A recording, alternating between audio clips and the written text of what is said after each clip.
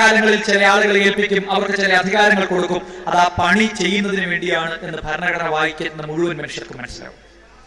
ആ അധികാരങ്ങൾക്ക് അപ്പുറത്ത് എനിക്കും നിങ്ങൾക്കും തുല്യാവകാശം, തുല്യത. രാജഭരണകാലത്തുണ്ടായിരുന്നത് പോലെ രണ്ടു തരം മനുഷ്യർ ഈ രാജ്യത്തുണ്ടാകാൻ പാടില്ല എന്ന് ഭരണഘടന പറയുന്നു. എല്ലാ മനുഷ്യരുടെയും വോട്ടിന് ഒരേ മൂല്യം, എല്ലാ മനുഷ്യർക്കും വോട്ട്. എന്താ വ്യത്യാസമുള്ളത്? ആവിഷ്കാര സ്വാതന്ത്ര്യത്തിന്റെ പേരിൽ എനിക്ക് ഇവിടെ നിന്നുകൊണ്ട് ഈ രാജ്യത്തിന്റെ പ്രധാനമന്ത്രി ഈ രാജ്യത്തോട് നുണ പറയുന്നു, അതുകൊണ്ട് ഈ രാജ്യത്തിന്റെ പ്രധാനമന്ത്രി നുണയനാണ് എന്ന് പറയാനുള്ള ആവിഷ്കാര സ്വാതന്ത്ര്യമുണ്ട്.